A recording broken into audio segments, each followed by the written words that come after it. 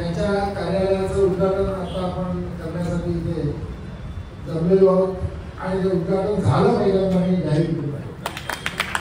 ते मॅथ्यू कोल्यासो आपल्या शहराचे दोन ज्येष्ठ नेते या ठिकाणी आहेत, दत्तात्रय साहेब, शेखर धुरी साहेब. नगर माणिकपूर शहराचे मंडल अध्यक्ष महेश सरवणकर, अपर्णा पाटील, आपले लाडकी आमदार, आता माझी काही लाडकी करण्यात स्नेहा, शहरातले अनेक आपले सहकारी मान्यवर नागरिक बंधू आणि भगिनींनो, पत्रकार मित्रांनो, एका महत्वाच्या अशा कार्यक्रमामध्ये मधून आपला भारत देश जातोय. अनेक संकट आपल्यावर आता आली आहेत, विशेषतः पहलगामला जे झालं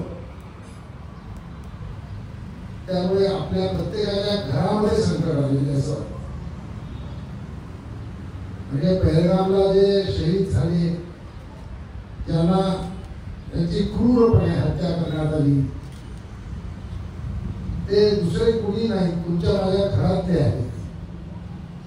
मी सुरुवातीलाच आपल्या सर्वांच्या वतीनं त्यांना श्रद्धांजली अर्पण करतो आणि हा देश अखंड राहावा, या देशामधल्या प्रत्येकाला सन्मानाने, आनंदाने, सुखाने जगता यावं म्हणून सर्वांना प्रेरणा मिळावी अशी इच्छा व्यक्त करतो, प्रार्थना करतो. शेवटी देश म्हणजे काय आहे? आपल्याकडे मी नगर माणिकपूर जर पाहिलं तर नगर माणिकपूर मध्ये सगळा देश आहे. आपल्याला बाहेर कुठे जायची गरज नाही. जसंही मतदारसंघामधला नगर माणिकपूर म्हणजे संपूर्ण पालघर जिल्ह्यामधला नगर माणिकपूर हा असा भाग आहे की जिथे देशाचा आरसा आहे. इथे तुम्हाला केरळच्या पंचभूमी दिसतील, तामिळनाडूचे आहेत, आंध्रचे आहेत, कर्नाटकातले आहेत, ओरिसाचे आहेत, आपल्या जवळचे गुजरातचे आहेत, मध्य प्रदेशमधले आहेत, उत्तराखंडचे आहेत, बंगाल, पश्चिम बंगालचे आहेत, अगदी नेपाळ पर्यंत अनेक प्रांतामध्ये लोक इथे आहेत.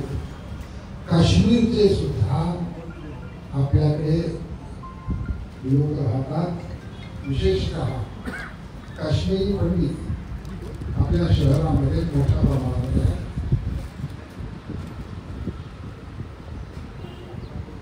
ज्या परंपरेतून आपण आलेलो सर्व ते राष्ट्र अखंड राहावं, म्हणजे राष्ट्रातले लोक अखंड राहावे, तर ते राष्ट्र अखंड राहील. राष्ट्राची फक्त भूमी एकत्र राहून चालणार नाही, तर राष्ट्रातली माणसं म्हणजे राष्ट्र, राष्ट्र माणसाने राष्ट्र बनतं. मी तुम्हा सर्वांना, विशेषतः मॅथ्यूला सांगेन की महेश, मॅथ्यू, तुमच्यावरही जबाबदारी की या ठिकाणी असणारे निरनिराळ्या प्रांताचे लोक जे आहेत त्यांना एक आंतरभारतीचं स्वप्न होतं. त्या आंतरभारती याचा परिचय शहरामध्ये आपण राहतो, एकाच बिल्डिंग मध्ये राहत असेल, बाजूला गोपी राहत असेल आणि त्याच्या पलीकडे समजा सीमा राहत असेल, पण गोपीच्या घरात काय शिस्त सीमा शंकरला माहित नसेल, सीमा शंकरच्या घरात काय शिस्त गोपीला माहित नसेल. आपल्या खाद्य संस्कृती आहे, नृत्य संस्कृती आहे, गायन संस्कृती आहे, त्याने संपन्न असा नवघर माणिकपूर शहराचा भाग आहे. मी तुम्हाला सर्वांना या निमित्ताने जनसेवा कार्यालयाच्या निमित्ताने राष्ट्र अखंड ठेवण्याचा एक भाग जे असं म्हटलं तर माझी कार्यक्षेत्र महाराष्ट्र आहे, पण भुसावळ हे मध्ये काय म्हणूया त्याला पॉवर जनरेटिंग स्टेशन त्या ठिकाणी नवघर माणिकपूरला डोळ्यासमोर ठेवून एका सुंदर एम्पी थिएटरचं निर्माण केलं. कल्पना काय आहे की आपल्या केरळमधल्या लोकांनी यावं, त्या ठिकाणी कथकलीचं आहे, इतर त्यांच्या कला आहेत त्याचं प्रदर्शन करावं. पश्चिम बंगालच्या लोकांनी रवींद्र संगीताचा कार्यक्रम करावा, उत्तराखंडच्या लोकांनी करावा, निरनिराळ्या प्रांतांच्या लोकांनी यावं आणि ते सगळे कार्यक्रम आपल्या प्रांताचे आपण या ठिकाणी सांस्कृतिकच्या निमित्ताने सांस्कृतिक कार्यक्रमाच्या निमित्ताने जी एकता येते ती अन्य कशातून येत नाही. पहिल्याच्या निमित्ताने आपल्याला हेच दाखवून दिले की राष्ट्र म्हणून आपल्याला फक्त सीमेवर एकत्र येऊन चालणार नाही, तर सीमेच्या आत सुद्धा सतत एकत्र राहावं लागेल. युद्धासारखी परिस्थिती तर सीमेवर रोज असते. आपण सुद्धा एक प्रकारचं एकतेचं युद्ध लढतो, त्याच्यामध्ये आपल्या सर्वांना शक्ती मिळावी आणि आपण जिंकावं अशी कोणाची इच्छा आहे. या जनसेवा कार्यालयातून जनतेचे प्रश्न कोणती जनता आपल्याकडे येईल तर ज्यांना मदतीची गरज आहे, ज्यांना गरज नाही ते आपल्याकडे येणार, त्यांच्याकडे जाण्याचंही कारण पडतो. सेवा कोणाची करायची तो दुर्बल आहे. आपण प्रत्येक धर्मामध्ये प्रार्थना करतो, ते कोणाची करतो? दिले खावया भुकेला. जो भुकेला आहे त्याला खायला दिलं तर त्याची सेवा आहे. त्याचं पोट भरले त्याला त्याची सेवा कशाला करायची? त्याची सेवा करायची नाही. त्याला दिले प्यावया तहानेला. तर आज तहानेल्याचा प्रश्न भारतामध्ये सर्वात मोठा आहे. तुम्ही महाराष्ट्र बातम्या वाचत असाल तर भूगर्भाच्या खाली पाणी नाही. आता उष्णता 50 डिग्रीपेक्षा जास्त उष्णता यावर्षी सरासरीची राहणार आहे. म्हणजे आता तापमान वाढणार नाही, होरपळायला सुरुवात होणार आहे. आपण होरपळणार आहोत. इतकं मोठं ग्लोबल वॉर्मिंगचं संकट आपल्याकडे आहे. सरकार काय करत आहे हे सोडून देऊ, लोक म्हणून आम्ही काय करणार याच्या संदर्भामध्ये मला असं वाटतं की सोडून जागरण लोकांचं करण्याची गरज आहे की लोकांनी कचऱ्याची विल्हेवाट कशी लावायची. कारण तुमच्या शहरामध्ये कचरा जमा करणारे जे लोक आहेत त्यांची संघटना आहे, त्या संघटनेचा मी अध्यक्ष आहे. त्यांना किती त्रास होतो. ओला कचरा, सुका कचरा वेगळा करा, बायोमेडिकल वेस्ट वेगळी करा. आम्ही आपल्या आमदारांना सांगितलं की मध्ये माझी प्रकृती जरा 3 महिने ठीक नव्हती, परंतु आता जरी डॉक्टरांनी मला सल्ला दिलेला असला तरी तो सुधारू मी डम्पिंग ग्राउंडवर येण्याचा निर्णय घेतलेला आहे. आपण डम्पिंग ग्राउंड होतो आणि डम्पिंग ग्राउंडमध्ये आपल्या शहराची कचऱ्याची विल्हेवाट कशी लागते हे आपल्याला पाहायला पाहिजे.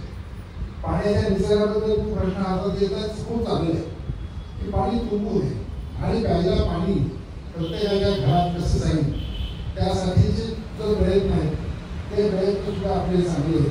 मला असं वाटतं की आपण सर्वजण केलं तर हे जनसेवा कार्यालय जे आहे यामध्ये शहरामधला जो गरजू माणूस आहे तो या ठिकाणी ज्याला जे जे काही अडेल ते या ठिकाणाहून सोडवलं जाईल असा एक विश्वास या आजूबाजूच्या परिसरातल्या लोकांच्या मध्ये निर्माण झाला.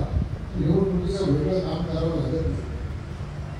आपण लोकांचं रोजचं दैनंदिन काम केलं, लोकांची सेवा केली तर लोक आपल्या पाठीशी राहतात. हा अनुभव आहे. मी मॅथ्यूला आणि तुम्हा सर्व सहकाऱ्यांना या जनसेवा कार्यालयासाठी मनापासून शुभेच्छा देतो आणि अशाच पद्धतीने लोकांशी संपर्क ठेवून लोकांनी आपल्या हातामध्ये मोबाईल आले. मी वेगळं सांगण्याची गरज नाही. मी त्या काळामध्ये संघटना सुरू केली ज्या वेळेला आमच्याकडे जो काळा डबडा पण फोनचा नव्हता. नाही तुला आहे का तुम्ही कोणाकडे शिल्लक आहे का? मी शोधतो तिथे जुनं ट्रेन करायचं त्या तो सुद्धा नव्हता त्या काळामध्ये. आम्ही सगळं नाही आता तुम्हाला, पण त्या काळामध्ये माणसं खूप जवळ होती. आता तुम्हाला निरोप द्यायचा असेल तर आम्हाला इथून समजा मला अमेरिकेमधल्या माझ्या मित्राशी बोलायचं होतं तर आम्हाला वसईहून ठाण्याला जावं लागायचं. आणि ठाण्याला सेंट्रल टेलिग्राफ ऑफिस होतं, आहे अजूनही आपल्या रेस्ट हाऊसकडे जाण्याच्या सिव्हिल हॉस्पिटल होतं त्याच्या बाजूच्या त्या वळणावर तिथे जावं लागायचं. आणि तिथे 300 रुपये पहिल्यांदा भरावी लागायची. मग ते आपल्याला बुक करणार, त्याचं समोरच्याने हॅलो केलं की आपले पैसे गेले. फोन नाही पण ते पैसे गेले. त्याच्यानंतर आलं PCO म्हणजे कॉईन टाकायला लागायची. मग कॉईन सारखी टाकतच राहायची. प्रत्येक बोलताना आता सुद्धा आपल्याला टाकायला लागते पण आपल्याला कळत नाही. ते अंबानी घेऊन जातो आपले पैसे, आपल्याला कळत नाही ते कॉईन घेऊन जातो. आता आपल्या हातामध्ये मोबाईल आला. जगातलं सगळं काही तुमच्याच शहरामध्ये आले आहे का? ती मुलगी मला माहीत नाही. सोनू मुंबई आली ना, आली आता ती तिथे उसळण होती आणि ती मला म्हणाली की मला शिकायचं आहे, मला शिकायची संधी नाही भाऊ, मी 3री झाली आहे, मला शिकायचं काय करू? आता मला तुला बघायला. आणि मी AI वापर केला आणि मी तिला दाखवलं बघ म्हटलं कसं करायचं. मग सोनू मुंबई ही 3री शिकली आहे, 9 मागे पुढे राहते, तिला पुढे शिकायचं आहे तर काय करायचं? आणि तिला मी पट सर्व आणि 9 मागे पुढचं इथलं कुठलं तरी एक पत्ता दिला त्यांनी, त्या ठिकाणी यशवंतराव चव्हाण विद्यापीठाचं अभ्यास केंद्र आहे, तिकडे तुझा असं मुक्त यशवंतराव चव्हाण मुक्त विद्यापीठ. जग एवढे जवळ आलं, तिला टाकून दिलं त्या आदिवासी मुली, जग जवळ आले. आता तुम्हाला अमेरिकेत बोलायचं असेल तर इथूनच तुम्ही बघू शकता, पण माणसं लांब. आई बाबाचा संबंध कोणाचा संबंध बाजूला जर आई वडील मुलगा बसलेले असतील तर सगळ्यांच्या नजरा या मोबाईलवर असतात. ते जगातलं बोलत असतात पण आपल्या आई बाबाचं कोणाचं बोलत नाही. ही आजची अवस्था आहे. तुम्ही प्रचार करा मला असं मोबाईल 1 तास वापरा, घर सांभाळा, पिढी बर्बाद होईल असं पिढी बर्बाद. आणि सर्वात आम्ही लोकांना मुलांना सांगणार की तू मोबाईल वापरू नको, पण आम्ही मात्र दिवसभर मोबाईल वापरला. ती पोर बाबांना सांगणार, आम्हाला सांगणार तू काय. त्यामुळे मोबाईल ही आवश्यक गरज आहे, पण मोबाईलचं लिमिट जर घालून दिलं तर मला असं वाटतं की हे जनसेवेचं खूप मोठं काम. की सकाळी अर्धा तास, दुपारी अर्धा तास, संध्याकाळी अर्धा तास याच्या पलीकडे मी मोबाईल बघणार नाही. असं जर केलं तर कुटुंब टिकेल. भारत टिकलाय तो कुटुंब व्यवस्थेवर टिकलं. जर कुटुंब गेलं तर आपला देश पण जाऊ शकतो. आपली पिढी वाचवा एवढं या निमित्ताने आवाहन करतो की आपण जग जवळ आलं पण माणसं जोडण्याचा लांब गेलो तर चालणार नाही. माणसं कोण आहे हे न बघता तो माणूस म्हणून जन्माला आला तो आपला आहे, त्याला जोडू, असं जोडण्याचं काम या जनसेवा कार्यालयातून होईल अशी अपेक्षा व्यक्त करतो. आणि पुन्हा एकदा लाभलेलं भाषण माझं मी संपवतो. जय हिंद, जय महाराष्ट्र.